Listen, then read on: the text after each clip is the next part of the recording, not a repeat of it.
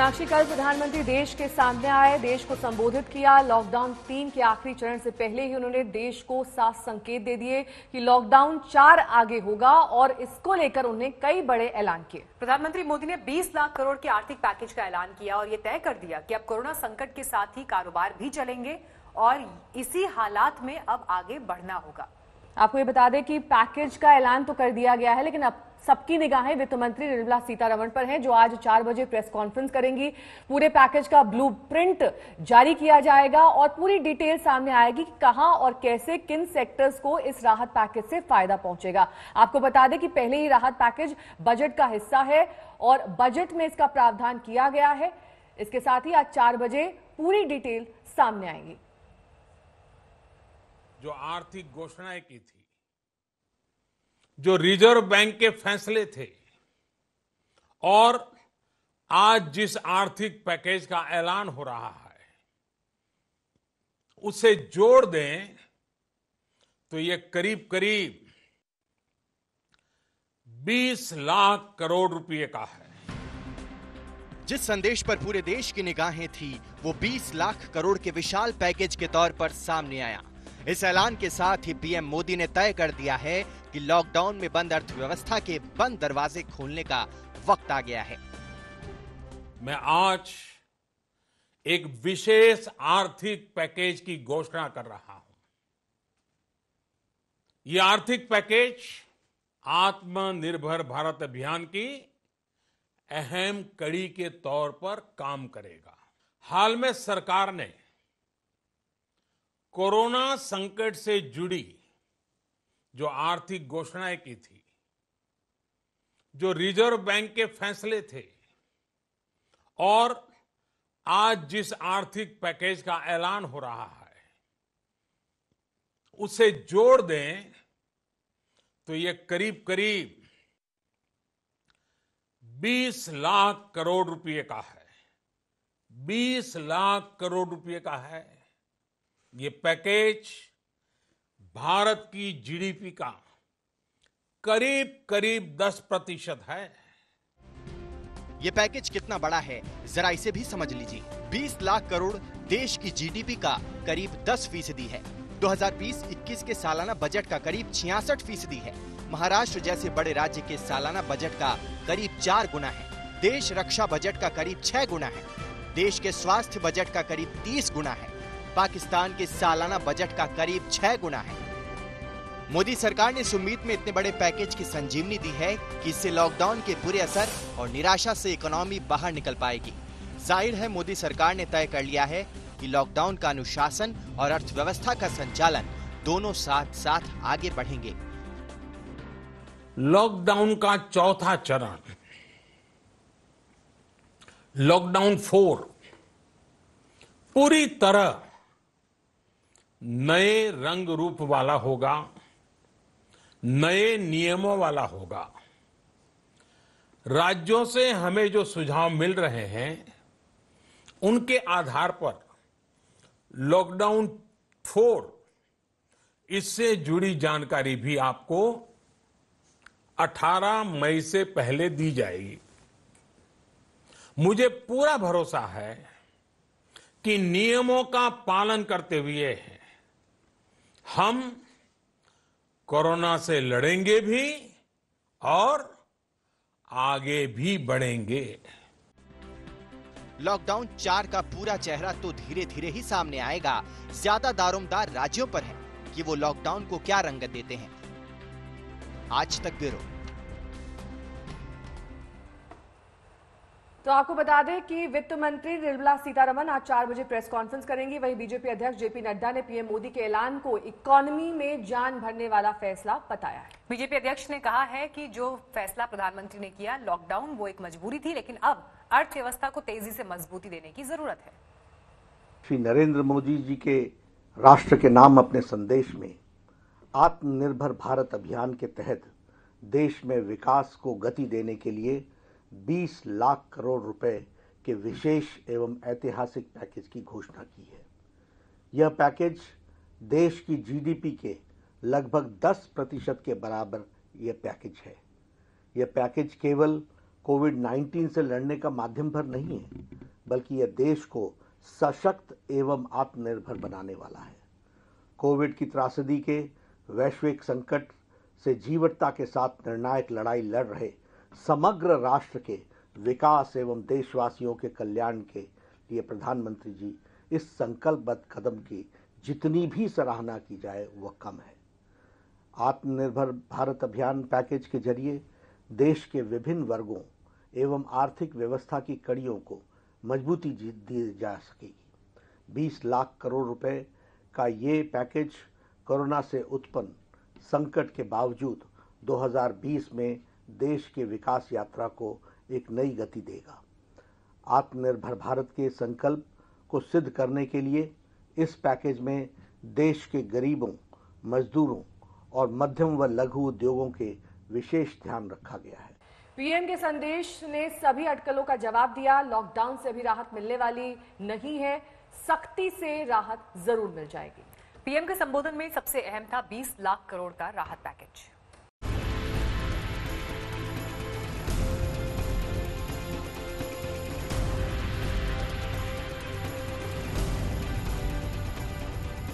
Corona महामारी से जूझ रहा देश लॉकडाउन के 49 दिनों से जिस राहत के मरहम का इंतजार कर रहा था, आखिरकार कल देश के नाम संदेश में पीएम नरेंद्र मोदी ने उसका ऐलान कर दिया। कोरोना से हुए नुकसान की भरपाई और देश को फिर से खड़ा करने के लिए सरकार ने 20 लाख करोड़ के राहत पैकेज का ऐलान किया है। आज जिस आर्थिक पैकेज का ऐलान हो रहा है उसे जोड़ दें तो ये करीब करीब 20 लाख करोड़ रुपए का है। 20 लाख करोड़ रुपए का है। ये पैकेज भारत की जीडीपी का करीब करीब 10% है। 20 लाख करोड़ का राहत पैकेज देश की जीडीपी का करीब 10% है। ये 2020-21 के स्वीकृत बजट यानी 30 लाख करोड़ से करीब 10 लाख करोड़ कम है। प्रधानमंत्री ने साफ किया कि इस आर्थिक पैकेज से कुटीर उद्योग, लघु मंझोले उद्योग, श्रमिकों और किसान और मध्यम वर्ग को फायदा मिलेगा। इसके साथ ही आर्थिक पैकेज भारतीय उद्योग जगत को भी नई ताकत देगा। इसके बारे में वित्त मंत्री निर्मला सीतारमण विस्तार से जानकारी देंगी। ये आर्थिक पैकेज देश के उस श्रमिक के लिए है, देश के उस किसान के लिए है, हर मौसम में देशवासियों के लिए दिन रात परिश्रम कर रहा है। ये आर्थिक पैकेज हमारे देश के मध्यम वर्ग के लिए है जो ईमानदारी से टैक्स देता है। ये आर्थिक पैकेज भारतीय उद्योग जगत के लिए है जो भारत के आर्थिक सामर्थ्य को बुलंदी देने के लिए संकल्पित है। कल दोपहर जब खबर आई कि पीएम मोदी देश को संबोधित करेंगे, तभी से लोगों में सबसे ज्यादा अटकलें लॉकडाउन को लेकर थी। पीएम ने साफ कर दिया कि लॉकडाउन जारी रहेगा, लेकिन नए रंग ढंग में। लॉकडाउन का चौथा चरण, लॉकडाउन 4, पूरी तरह नए रंग रूप वाला होगा, नए नियमों वाला होगा। पीएम ने सोमवार को सभी राज्यों के मुख्यमंत्रियों से बात की थी। गैर बीजेपी दलों के मुख्यमंत्रियों ने केंद्र से जारी होने वाले कई दिशा निर्देशों पर सवाल उठाए थे और राज्यों को फैसले लेने में छूट की बात की थी। कई राज्यों के मुख्यमंत्रियों ने लॉकडाउन बढ़ाने की मांग की थी। ऐसे में उम्मीद इस बात की है कि लॉकडाउन 4 में राज्यों की जरूरतों का खास ख्याल रखा जाएगा और पहले से ज्यादा छूट मिलेगी। पीएम के मुताबिक 18 मई से पहले लॉकडाउन 4 के बारे में बता दिया जाएगा। 17 मई को लॉकडाउन का तीसरा चरण खत्म हो रहा है। हिमांशु मिश्रा, दिल्ली, आज तक।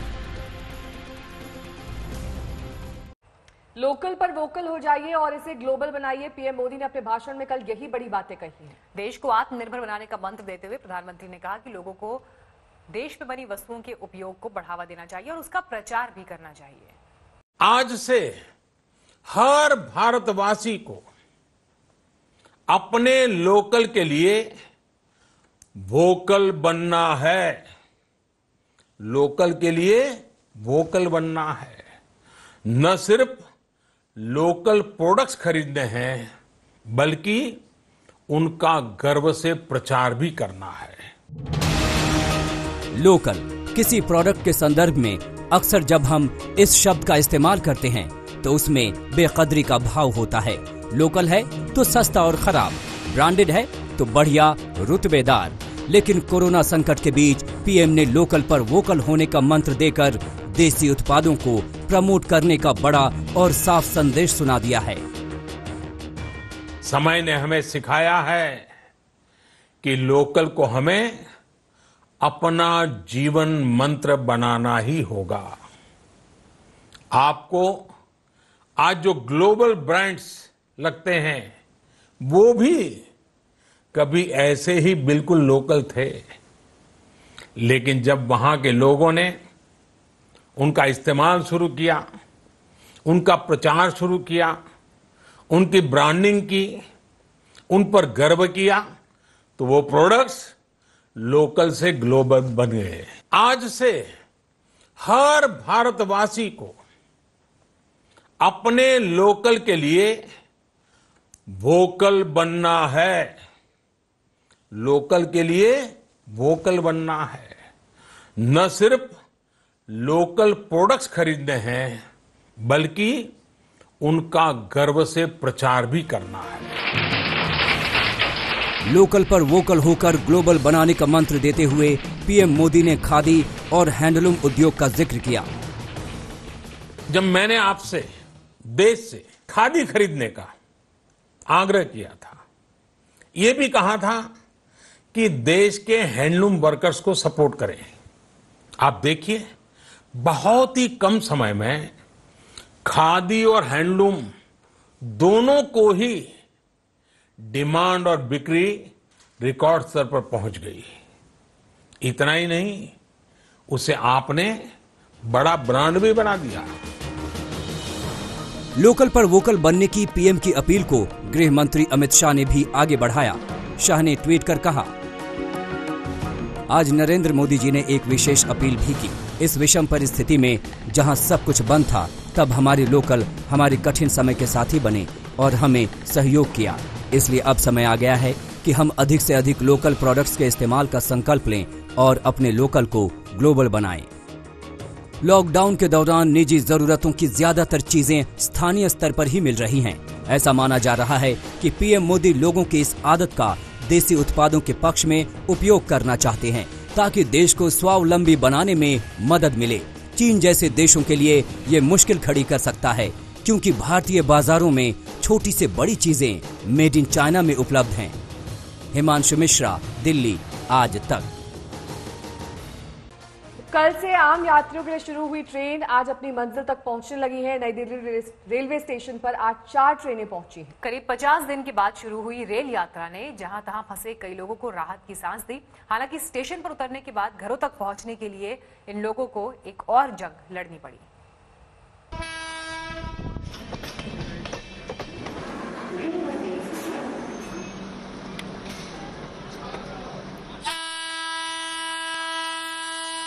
वीरान और खामोश पड़े स्टेशनों में फिर से जिंदगी की चहक सुनाई देने लगी। करीब 50 दिन बाद मंगलवार को दौड़ी चंद रेलगाड़ियों ने 130 करोड़ लोगों को ये भरोसा दिलाया कि जिंदगी रुकेगी नहीं, थमेगी नहीं, चाहे कितनी भी मुश्किल आ जाए। कल जिन ट्रेनों ने सफर शुरू किया था, उनमें से कई आज मंजिल तक पहुंच गईं। नई दिल्ली स्टेशन पर सुबह से ट्रेनों के पहुंचने की उद्घोषणा होने लगी और थोड़ी देर बाद वापसी की खुशी से सराबोर कई चेहरे ट्रेनों से उतरते दिखाई देने लगे। यात्रीगण कृपया ध्यान दें, भारतीय रेल अब पटरियों पर दौड़ने लगी है। इस वक्त मैं नई दिल्ली रेलवे स्टेशन पर मौजूद हूं और एक के बाद एक पहले मुंबई, राजस्थान, बिहार से नई दिल्ली रेलवे स्टेशन पर जो ट्रेन है वो रुकी है। यात्री अगर आप देखें यहाँ पर तो नई दिल्ली रेलवे स्टेशन के बाहर यात्री काफी संख्या में खड़े हैं। ये अलग अलग जगहों से आए हैं। ट्रेन चलने लगी है तो रिलैक्स। बहुत ज्यादा फंसे हुए लोग वापस आए हैं। आप लोग कहाँ से आए? पटना से। पटना। कब से फंसे हुए थे वहाँ पर? फंसे हुए 2 महीने हो गए, 50 दिन। तो आप कैसा महसूस कर रहे हैं? अरे सर, घर आ गए। हालांकि कई लोगों के लिए खुशियों की अभी तक सिर्फ पहली किश्त आई है। अहमदाबाद की ट्रेन से दिल्ली स्टेशन पर उतरे आईटी इंजीनियरों को पटना जाना है। दिल्ली से आगे की टिकट का अभी इंतजाम करना बाकी है। तब तक दिल्ली में कहां रहेंगे, क्या करेंगे, कुछ पता नहीं। Government might think about this point and just make some cab availability, at least for the people who are migrating from another city or another state. जैसे गवर्नमेंट की दूसरे स्टेट से दिल्ली में ले आ रही है हमें, ठीक है, दैट्स वेरी गुड कि हमें यहाँ दिल्ली में ले आया जा रहा है, बट यहाँ से भी लोगों को आगे जाना है तो उसके लिए टिकट अवेलेबिलिटी नहीं है तो लोग जाएंगे कैसे? नेक्स्ट 7 डेज के लिए टिकट अवेलेबल नहीं है तो गवर्नमेंट को सोचनी चाहिए। जो भी यहाँ पर आ रहा है वो यही पूछ रहा है कि हम न्यू दिल्ली रेलवे स्टेशन तो पहुँच गए, लेकिन यहाँ से घर कैसे जाएं? इनमें लोग ऐसे भी हैं जो दिल्ली में रहते हैं, जो नई दिल्ली रेलवे स्टेशन से अपने घर तक नहीं जा पा रहे। बहुत सारे ऐसे भी हैं जिनको दिल्ली से बाहर आगे और जगह जाना है, लेकिन कोई अरेंजमेंट नहीं है, कोई इंतजामात नहीं है। बड़े शहरों के अलावा ट्रेनों के रूट में पड़ने वाले कुछ स्टेशनों पर भी यात्रियों को चढ़ाया और उतारा जा रहा है। पटना से दिल्ली जा रही ट्रेन में दीनदयाल उपाध्याय जंक्शन से भी 298 यात्री सवार हुए। सभी की स्क्रीनिंग के बाद इन्हें ट्रेन पर चढ़ने की इजाजत मिली। ट्रेनों की आवाजाही दूसरे दिन भी शुरू हो चुकी है। बेंगलुरु से दिल्ली और भुवनेश्वर से दिल्ली के लिए ट्रेनें रवाना हो चुकी हैं और इसी के साथ मुसीबत में फंसे हजारों लोगों को राहत मिलने वाली है। उम्मीदें यही है कि ट्रेनों की आवाजाही पूरे देश में दोबारा शुरू हो पाएगी और महामारी पर काबू पाकर देश के लोगों की जिंदगी पटरी पर लौटेगी। दिल्ली से अरविंद ओझा और अनीशा माथुर के साथ आज तक ब्यूरो। तो देश भर में अभी तक 550 से ज्यादा श्रमिक स्पेशल ट्रेनें चलाई जा चुकी हैं। इसके बावजूद मजदूर और कामगार अब भी सड़क पर पैदल चलने को मजबूर है। मीनाक्षी, देश के कोने कोने से लोग अपने घरों के लिए पैदल सफर पर निकले और इस दौरान जो तस्वीरें सामने आई वो सभी सरकारों पर उनकी जिम्मेदारियों को लेकर सवाल खड़े करते हैं कि किस तरह से इन जिम्मेदारियों को निभाने में सरकार नाकाम रही है।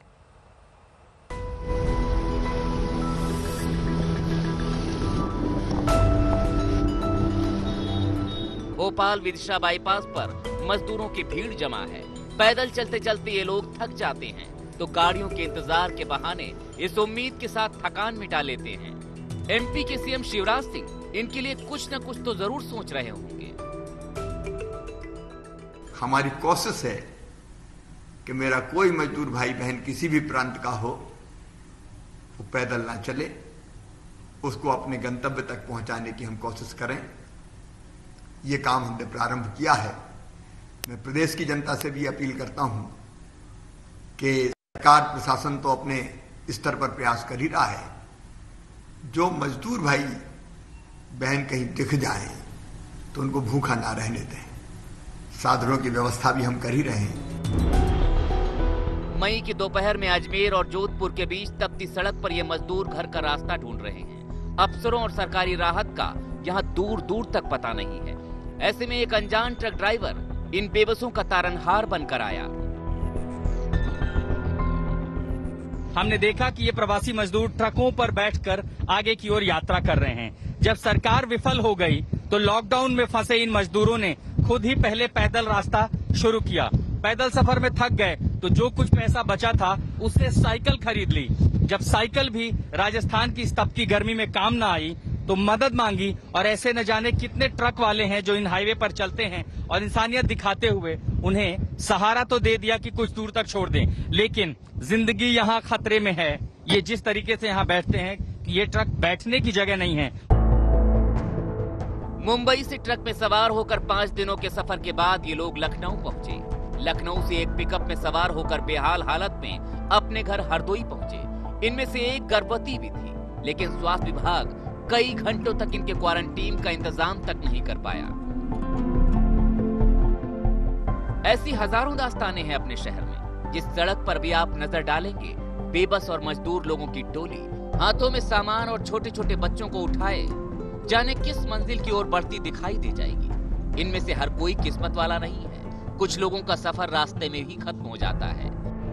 ये हाल तब है जब 575 श्रमिक स्पेशल ट्रेनें चलाई जा चुकी हैं। इनमें से 463 ट्रेनें अपनी मंजिल तक भी पहुंच चुकी हैं, जबकि 112 ट्रेनें रास्ते में हैं और अभी तक 6.8 लाख लोग इन ट्रेनों में सफर कर चुके हैं। लेकिन गरीबों और मजदूरों की तादाद के आगे सारे इंतजाम नाकाफी हैं। लेकिन फिर भी ये सवाल है कि क्या सरकारों को अपने देश की जमीनी हकीकत पता नहीं थी? तनुश्री पांडे के साथ आज तक ब्यूरो। तो मीनाक्षी, ऐसे मुश्किल हालात में फंसे मजदूर आपा भीख हो रहे हैं, परेशान हैं, लेकिन कल लुधियाना में मजदूर सड़क पर उतर आए। पुलिस के साथ इनकी भिड़ंत हो गई, हाथापाई तक नौबत आ गई। और ऐसी ही तस्वीरें सूरत में पहले भी दिखी हैं, कई बार भिड़ंत वहां पर हुई है। कल यहां पर फंसे प्रवासी मजदूर फिर से रेल की पटरियों पर उतर गए।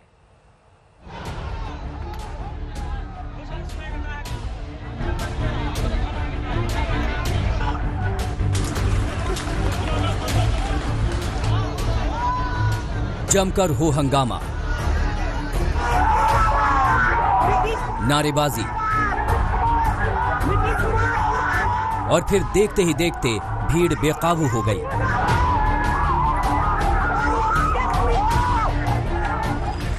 फौरन ही पुलिस ने मोर्चा संभाला, मजदूरों पर लाठी भांजी।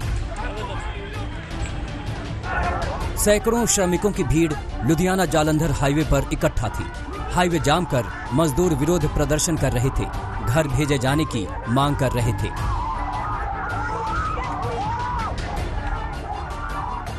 प्रवासी श्रमिकों में जबरदस्त नाराजगी थी।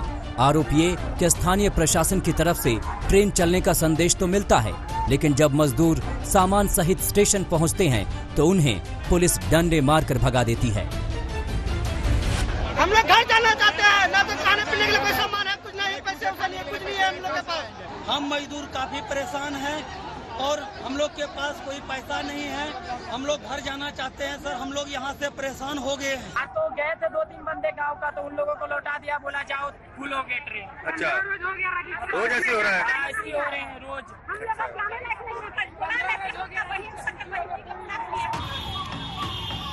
सूरत, जहां मजदूरों और पुलिस के बीच भिड़ंत की तस्वीर कई बार देखी गई, वहां फिर मजदूर रेलवे पटरी पर उतर आए। पोस्टरों में लिखा था, हमें गांव जाना है। कुछ प्रवासी मजदूर ट्रेन के जरिए वापस लौटने में कामयाब हो रहे हैं, कुछ की कोई सुनने वाला नहीं। एक दूसरे को मदद से गुजर बसर हो रहा है। कोरोना संक्रमण का खतरा अलग से सताए हुए है। बचे हुए पैसे खत्म हो रहे हैं, मालिकों ने अपने हाल पर छोड़ दिया है। ऐसे में जरूरी है कि पहले से वक्त से मार खाए श्रमिकों के साथ थोड़ी सहानुभूति रखी जाए। लुधियाना से मुनीश अत्रे के साथ आज तक ब्यूरो।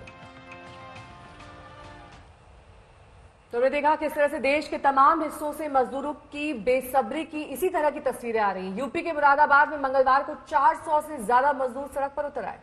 मजदूरों का ये कहना है कि वो जल्द से जल्द अपने घर लौटना चाहते हैं, लेकिन उनके लिए इंतजाम नहीं हो पा रहे। तो कहीं पर बेबसी दिखाई देती है, तो कहीं पर तकलीफ में मजदूरों का पूरा परिवार नजर आता है।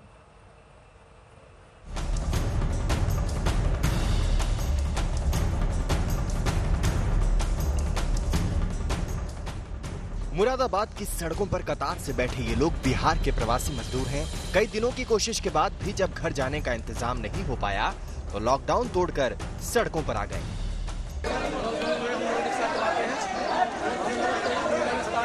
घर जाने चाहते हैं,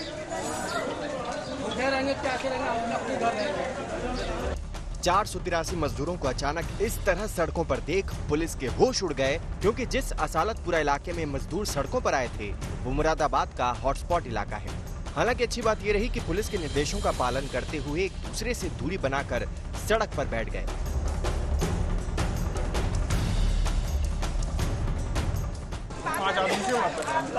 मुझे 1076 नंबर दिया गया, नंबर दिया सर, नंबर में बात किया, वो नंबर दिया था मैंने।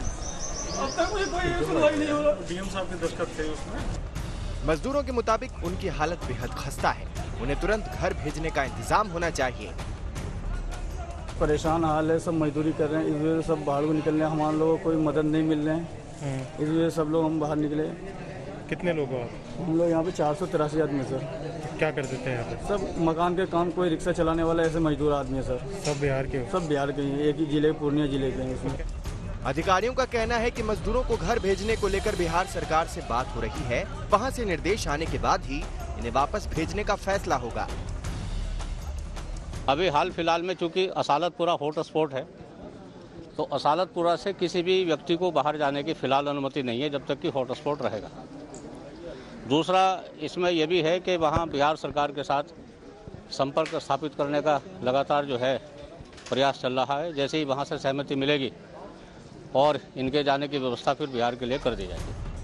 प्रवासी मजदूरों को घर भेजने के लिए लगातार ट्रेन चलाई जा रही है, लेकिन इन तस्वीरों को देखकर यही लगता है कि सारे इंतजाम ऊंट के मुंह में जीरा साबित हो रहे हैं। शरद गौतम, मुरादाबाद, आज तक। मुश्किलें इरादों को आजमाती हैं और ऐसी आजमाइश इन दिनों चल रही है क्योंकि कोरोना संक्रमण ने सबको परेशान किया है। पर प्रधानमंत्री ने कहा है कि इसे अवसर में बदला जाए। उन्होंने देश का हौसला बढ़ाया कि इस मुश्किल हालात से निकला जा सकता है। प्रधानमंत्री मोदी के सामने उनके ही उठाए हुए कुछ ऐसे कदम नजीर के रूप में जो ये बताते हैं कि बुरे दिनों में कैसे लड़ा जाता है। हमें बचना भी है और आगे बढ़ना भी है। बड़ी बड़ी मुसीबतों से बचते हुए आगे बढ़ने का रास्ता प्रधानमंत्री नरेंद्र मोदी बखूबी निकाल लेते हैं। अब कोरोना के वायरस तो विदेशों से घूमकर आ धमके, न इसकी पहले से कोई भनक, न कोई इलाज का हनक। यहाँ तक कि बचाव के लिए न पीपीई किट्स, न कोरोना का पता लगाने के लिए टेस्ट किट्स, न मास्क। लेकिन जब मुश्किल आ गई तो समाधान भी निकाल लिया। मैं एक उदाहरण के साथ अपनी बात बताने का प्रयास करता हूं। जब कोरोना संकट शुरू हुआ तब भारत में एक भी पीपीई किट नहीं बनती थी। N95 मास्क का भारत में नाम मात्र उत्पादन होता था। आज स्थिति ये है कि भारत में ही हर रोज 2 लाख पीपीई और 2 लाख N95 मास्क बनाए जा रहे हैं। ये हम इसलिए कर पाए क्योंकि भारत ने आपदा को अवसर में बदल दिया। हालात चाहे जितने खराब हों, लेकिन वही देश आगे बढ़ता है जो मुश्किलों से टूटता नहीं, बल्कि उसमें नया रास्ता निकालता है। अपने लिए ही नहीं बल्कि दूसरों के लिए। हिंदुस्तान के स्वाभाविक शक्ति को प्रधानमंत्री मोदी ने चिन्हित किया और बीते दिनों से लेकर इस कोरोना काल के उदाहरण से बताया कि देश कैसे आगे बढ़ता है। भारत की प्रगति में तो हमेशा विश्व की प्रगति समाहित रही है। जब भारत खुले में शौच से मुक्त होता है तो दुनिया की तस्वीर भी बदलती है। टीबी हो, कुपोषण हो, पोलियो हो, भारत के अभियानों का असर दुनिया पर पड़ता ही है। प्रधानमंत्री मोदी ने जो पहली बार कहा था वो फिर से दोहराया कि कोरोना से लड़ने की बुनियादी जरूरत मास्क पहनना और 2 गज की दूरी बनाकर रखना है। लेकिन इसके साथ ये भी साफ कर दिया कि विकास की यात्रा अब रुकेगी नहीं। आज तक ब्यूरो। एक वायरस ने दुनिया को हिलाकर रख दिया है। विश्व में करोड़ों जिंदगियों को संकट का सामना करना पड़ रहा है। सारी दुनिया जिंदगी बचाने की जंग में है। इस कोरोना काल में भारत को अपनी नई पहचान बनानी है और इसीलिए प्रधानमंत्री ने आत्मनिर्भर भारत का मंत्र दिया और इस आत्मनिर्भर भारत मंत्र के 5 पिलर भी बताए।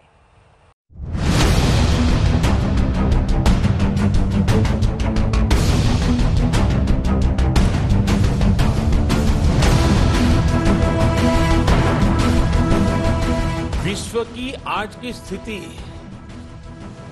हमें सिखाती है कि इसका मार्ग एक ही है, आत्मनिर्भर भारत। कोरोना से जंग बड़ी है और तगड़ी भी है। लॉकडाउन ने दुनिया को झकझोर कर रख दिया है, लेकिन भारत लड़ना जानता है। कोरोना काल में संकट अर्थव्यवस्था का है। मकसद देश को फिर से बुलंदी पर पहुंचाने का है, क्योंकि अब इतिहास 2 हिस्सों में लिखा जाएगा, कोरोना से पहले का भारत और कोरोना के बाद का भारत। ऐसे में भारत को आत्मनिर्भर बनना होगा। पीएम मोदी ने कहा कि आत्मनिर्भर भारत की ये भव्य इमारत 5 पिलर पर खड़ी होगी। साथियों, आत्मनिर्भर भारत की ये भव्य इमारत 5 पिलर्स पर खड़ी होगी। पहला पिलर इकोनॉमी, दूसरा पिलर इंफ्रास्ट्रक्चर, एक ऐसा इंफ्रास्ट्रक्चर जो आधुनिक भारत की पहचान बने। तीसरा पिलर हमारी सिस्टम, एक ऐसा सिस्टम जो बीती शताब्दी की रीति नीति नहीं बल्कि 21वीं सदी के सपनों को साकार करने वाली टेक्नोलॉजी ड्रिवन व्यवस्थाओं पर आधारित हो। चौथा पिलर हमारी डेमोग्राफी, दुनिया की सबसे बड़ी डेमोक्रेसी में हमारी वाइब्रेंट डेमोग्राफी हमारी ताकत है। आत्मनिर्भर भारत के लिए हमारी ऊर्जा का स्रोत है। पांचवा पिलर डिमांड, हमारी अर्थव्यवस्था में डिमांड और सप्लाई चेन का जो चक्र है, जो ताकत है, उसे पूरी क्षमता से इस्तेमाल किए जाने की जरूरत है। पीएम मोदी ने भारत को आत्मनिर्भर बनाने के लिए 20 लाख करोड़ के पैकेज का बूस्टर भी दिया। तो पीएम मोदी ने कहा कि एक राष्ट्र के रूप में हम बहुत ही अहम मोड़ पर खड़े हैं। इतनी बड़ी आपदा भारत के लिए संकेत लेकर आई है, एक अवसर लेकर आई है। थकना, हारना, टूटना, बिखरना मानव को मंजूर नहीं है। सतर्क रहते हुए ऐसी जंग के सभी नियमों का पालन करते हुए अब हमें बचना भी है और आगे बढ़ना भी है। हमें कोरोना से पहले की दुनिया को, वैश्विक व्यवस्थाओं को विस्तार से देखने समझने का मौका मिला है। कोरोना संकट के बाद भी दुनिया में जो स्थितियां बन रही हैं, उसे भी हम निरंतर देख रहे हैं। जब हम दोनों कालखंडों को भारत के नजरिए से देखते हैं तो लगता है कि 21वीं सदी भारत की हो, ये हमारा सपना ही नहीं, ये हम सभी की जिम्मेदारी भी है। पीएम मोदी ने गुजरात में आए भूकंप का वाकया भी सुनाया, कैसे सब कुछ ध्वस्त हो गया था और गुजरात फिर से उठ खड़ा हुआ। ऐसे ही भारत कोरोना को हराकर दुनिया को दिखा देगा कि हर हिंदुस्तानी में लड़ने की महाशक्ति है। मैंने अपनी आंखों के सामने कच्छ भूकंप के वो दिन देखे हैं। हर तरफ सिर्फ मलबा ही मलबा, सब कुछ ध्वस्त हो गया था। ऐसा लगता था मानो कच्छ मौत की चादर ओढ़कर सो गया हो। उस परिस्थिति में कोई सोच भी नहीं सकता था कि कभी हालत बदल पाएंगे, लेकिन देखते ही देखते कच्छ उठ खड़ा हुआ, कच्छ चल पड़ा, कच्छ बढ़ चला। यही हम भारतीयों की संकल्प शक्ति है। हम ठान लें तो कोई लक्ष्य असंभव नहीं, कोई राह मुश्किल नहीं। और आज तो चाह भी है, राह भी है। ये है भारत को आत्मनिर्भर बनाना। प्रधानमंत्री ने अपने संबोधन में कहा कि आज हमारे पास साधन है, हमारे पास ताकत है, दुनिया का बेहतरीन टैलेंट है। हम बेस्ट प्रोडक्ट बनाएंगे, सप्लाई चेन को और आधुनिक बनाएंगे। साथ ही पीएम मोदी ने लोकल को वोकल बनाने का नारा भी दिया। समय ने हमें सिखाया है कि लोकल को हमें अपना जीवन मंत्र बनाना ही होगा। आपको आज जो ग्लोबल ब्रांड्स लगते हैं वो भी कभी ऐसे ही बिल्कुल लोकल थे, लेकिन जब वहां के लोगों ने उनका इस्तेमाल शुरू किया, उनका प्रचार शुरू किया, उनकी ब्रांडिंग की, उन पर गर्व किया, तो वो प्रोडक्ट्स लोकल से ग्लोबल बन गए। मोदी ने कहा कि भारत जब आत्मनिर्भरता की बात करता है तो आत्म केंद्रित व्यवस्था की वकालत नहीं करता। भारत की आत्मनिर्भरता में संसार के सुख, सहयोग और शांति की चिंता होती है। भारत की प्रगति में हमेशा विश्व की प्रगति समाहित है। भारत के कार्यों का प्रभाव विश्व कल्याण पर पड़ता है। बहुत बहुत धन्यवाद। आज तक